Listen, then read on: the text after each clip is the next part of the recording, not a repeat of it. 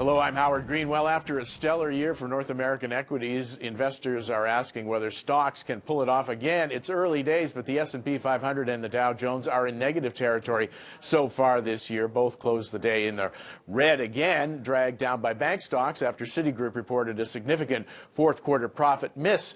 Meantime, the TSX is up about 1.4% so far this year and closed higher again today. The World Bank is forecasting stronger global growth this year, but also warned that dangers lurk beneath the surface. So amidst this backdrop, where should you put your hard-earned money? Today we'll get fresh ideas from three hedge fund managers. Our guests are Brandon Austin, President and CEO of Venator Capital Management, Andrew Torres, Chief Investment Officer and founding partner at Lawrence Park Capital Partners, and Jeffrey Olin, President and CEO of Vision Capital. Thanks to all three of you guys for coming in. Thanks for having us. And for pinch hitting for Mohammed Al-Arian, who was supposed to be with us today. We'll reschedule that. Thanks for coming in on short notice. So let me start with you, Brandon. I understand you're shorting the U.S. consumer. Yeah. Well, I mean, I think we thought for a while Christmas wasn't going to be great. Macy's had a good quarter. Everyone else didn't. It could be a systematic thing. The U.S. is always expecting good things to happen around Christmas, you know, Black November, basically, after Thanksgiving. But the U.S. consumer, I guess, as time has gone on, has waited for Christmas to get closer and closer so that they can force more discounts. And now people are just like, hey, I'll just buy the week after Christmas. And we saw it from Best Buy today. Were you short Best Buy? You know, we were short a couple weeks ago, and we covered it. It's I mean, I hate to admit such a monstrous mistake. We weren't long, but we were short Best Buy previously for these reasons, and we let it go. But we were short Lululemon. We're still short Walmart. You know, it's carnage out there in U.S. retail. That's an interesting call, because I was listening to David Rosenberg earlier this week. He thinks the U.S. consumer's in good shape, and that's the one thing you got to watch. You know, if you want things to recover, because the U.S. consumer is 70% of the economy. There's good shape and there's spending, and they might be in good shape, but they're not spending the money, or if they are spending the money, they're just wising up to, you know, discounted prices. It's very competitive out there. Margins are not good, and volumes are okay. Total sales are generally okay. Generally speaking, total sales are up a little bit, but the margins are lower, and it's killing the earnings. So they might be spending the money, but the retailers they're not getting the profit margin they used to. So Andrew, I mean, we mentioned Citi in the intro, and you're on the fixed side. And you like corporate paper, and Citi is one of the issues that you do like, Citi's corporate debt. Why do you like that, given what Brandon's just said about the U.S.? Well, that's what I think is interesting about the banking story, is the banks have gone through a big deleveraging program for a number of years now, post the 08-09 crisis. So the banking story has really changed, and that's had a couple impacts. One is that you can expect, because they're able to run less risk, and they have to post more capital against it. That's actually a bad story for bank equities. It's going to be a dampener on bank earnings for a while in terms of return on capital. But it's actually a good story for debt holders. So what we like is holding the debt of U.S. and European banks, which trade more cheaply than Canadian banks. And we think that there's actually a good upside to those names. And I used Citi as an example. But Citi, JP Morgan, Morgan Stanley, all these guys have done preferred shares in the last couple of months. JP Morgan did one just this week. And these things are yielding between 6.5% and 6.75%.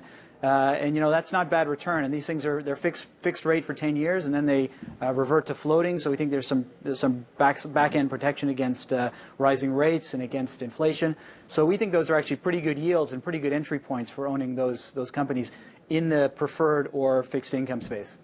So, Jeff, let me come to you. You have a real estate specialty. So, again, I want to bring it back to this consumer issue, shorting the consumer. I mean, so much of real estate depends on consumption, retail and so forth. Is it a safe place to be?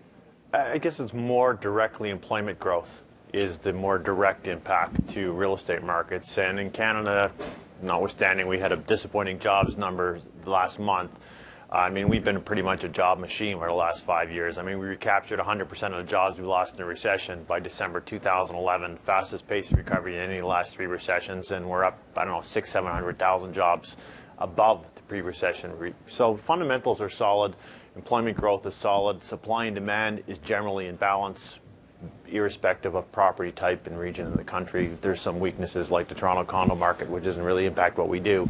And there's some soft spots, but generally supply and demand is in balance. So your number one recommendation in that area would be what? We have a significant position in a company called Main Street Equities. We like the apartment space. They're focused in apartments. We like Western Canada. They're focused exclusively in Western and Canada. They're not a REIT. They're a corporation. And it's rent we're talking about It's here. rent, so they're rental apartments. You know, the employment numbers have been strong. The immigration, migration, the population growth in Alberta was more than Ontario last year, and it has over 3 times the number of people. Vacancy rates are 1% in Calgary and Edmonton. That's where they're concentrated.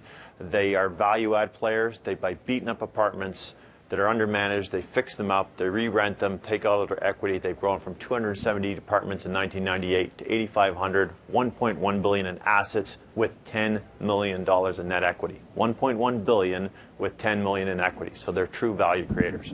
And it's trading at 35. The net asset value they just published is $50 IFRS. So it's buying properties more cheaper in the stock market than you can in the property market. So I'm rapidly making connections here because you're shorting oil too, right? Oh, yeah. No, we've been short for a while. So that if he's shorting oil, he doesn't believe in oil. How does the apartment market look in Alberta if oil's going down? What Brandon thinks. Well, listen, it's not the first time. If he's right, it wouldn't be the first time that oil's come down. I mean, in the meantime, the differential between Western Canada Select and West Texas Intermediate is the lowest it's been in a long time. It's about half of, I think it's about $18 last year. At this time, I think it was around $42. You know, Keystone, they're suggesting gets approved. Or not. Or not. But I think the Alberta economy is doing just fine. So why are you short oil?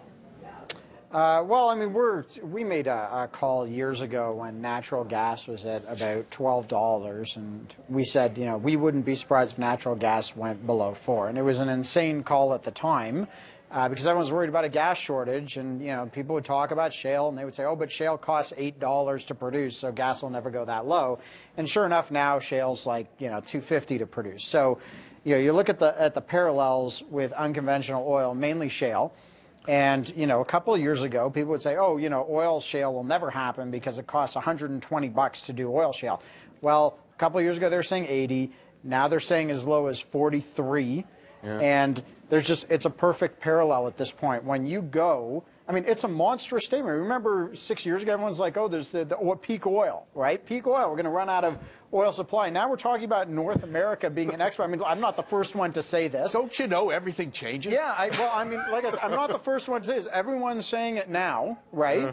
But 7 years ago, if you would have said, I think that the U.S. will be a net exporter of oil within the next 15 years, people would have, well, take my money out right now. You're just too stupid to run money if that's what you truly believe. And now it's almost done. When you look at the volumes that happen from gas shale, right now it seems, I would say, nothing's inevitable, but it seems pretty close to it that we are going to have a surplus of oil. And if that happens, the marginal cost at that point of producing shale oil could be below 30. We think oil goes below 50. Below 50? U.S. All right, we'll remember that number. We'll just take a quick break. We'll come back and we'll come to you, Andrew, next for more of your ideas. Please stay with us. You're watching Headline and the Hedge Fund panel. Please stay with us.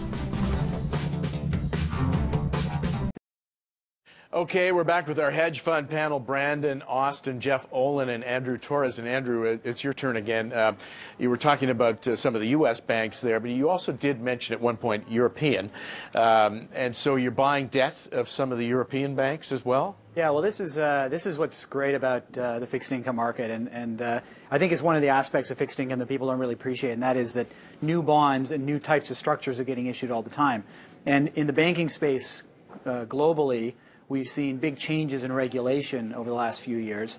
And what that's meant is that the types of capital notes that the banks were issuing even 2 or 3 years ago they no longer meet the new regulations, so they're having to go back to the trough and actually issue new notes, and in some cases buy back the stuff that they issued just a couple of years ago. Stuff that they can, bonds that they can convert into equity? Yeah, so some typically? of these things have a equity conversion feature. What's actually in vogue right now from the regulator in Europe is that they want to see notes that they can actually write down before the banks actually go insolvent. So it's kind of this living will approach where you can have a bank which is in trouble, and then they can write off some of the debt, and then the bank can continue on. So they've created these new types of notes, and these things are getting issued into the market. And we've seen a new type of note called an alternative tier 1 note, or contingent capital, or COCO notes. And we've seen a few of these get issued just in the last few months. And those are the ones that you can convert, right? Yes, to equity. exactly. Some of them convert, some of them just knock out or get written off. But it's all about being able to be loss-absorbing capital. And we used an example of Credit Agricole. They did a tier 2 note just a few months ago, an 8 1/8 coupon. Well, that bond has gone, as you can see on screen, it's gone from an issue price of 100 just in September. It's already trading at 112. So in addition to earning an 8 1/8 coupon, you've had a 12-point capital appreciation. So those types of returns are actually, for fixed income, those are very good returns. And even though people are a little bit scared of fixed income right now because there's a backdrop of rising rates, when you look at some of these new structures getting issued, some different areas. I mean, as I've already talked about, we generally don't like to own Canadian bank debt, not because we don't like Canadian banks, but their debt is so rich compared to what we can find in the U.S. and in Europe. And these Credit Agricole notes are a great example of the type of returns you can get from owning these things and watching for new ones getting issued into the market. Jeff, let me come back to you on the real estate front. Another one that you like is Leisure World. Yes. Pays about an 8% yield. I picked up on it because it's a similar yield to that. Are you comfortable holding something with that kind of yield in a rising interest rate environment? Yeah, it's a very stable entity. They're in the seniors care, nursing homes, retirement homes, focused in Ontario. When you look at any real estate or fixed income, you ask yourself, what is the credit quality of my covenant? The Ontario government effectively pays their rent because they pay our nursing home care. So they just got an A rating on a new secured debenture. There was some overhang on the stock because they had $290 million of debt coming due next year. They just announced this week that they're refinancing that with a 7-year term.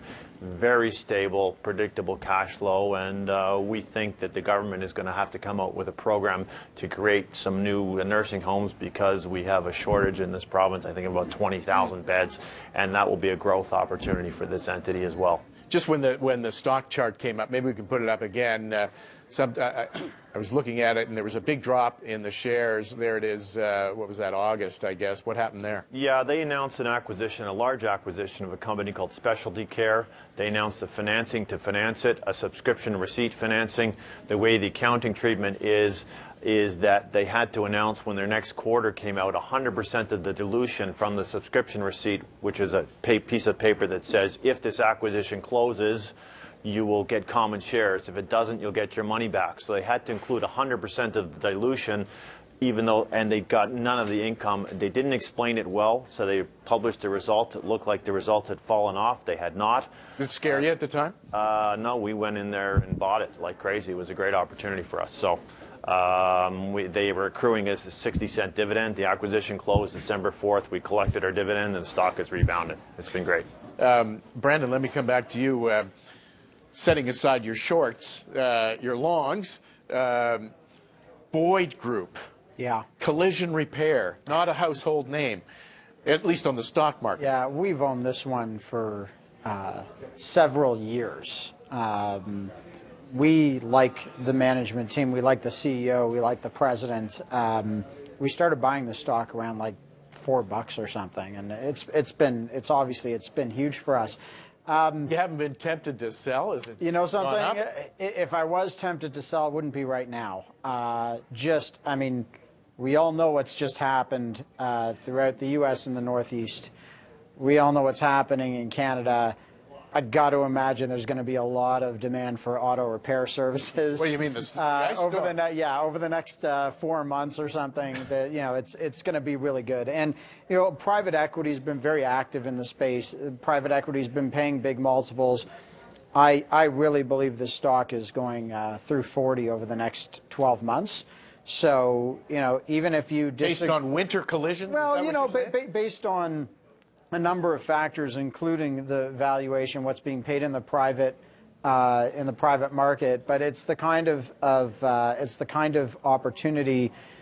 Maybe if you want to reevaluate, you're going to wait to see what the next 2 quarters look like, anyways, because they're going to be big, and there's no reason to jump off this train before you see them either way. And right now, you saw the chart. It's been a nice train ride up.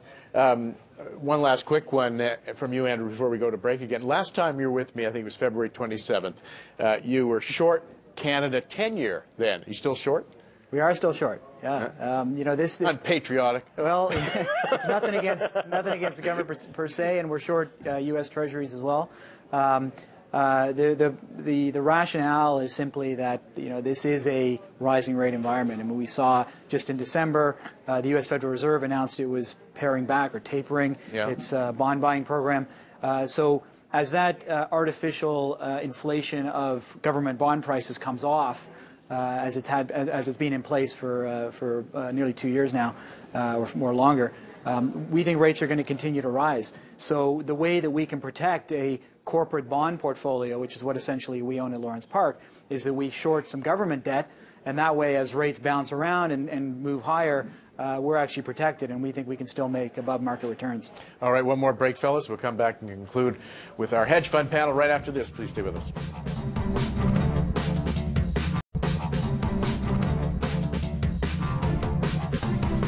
Okay, a few minutes left with our hedge fund panel. Brandon Austin, Jeff Olin, and Andrew Torres. Brandon, I want to come back to you because when you were here, I think October of 2012, you really slammed Barrick and gold. That's a long time. And I think that, in deference, you were probably right about Barrick, given what's happened to the shares. Would you buy it now? No, we're still short gold. I'm not a fan of gold. I'm not a fan of copper.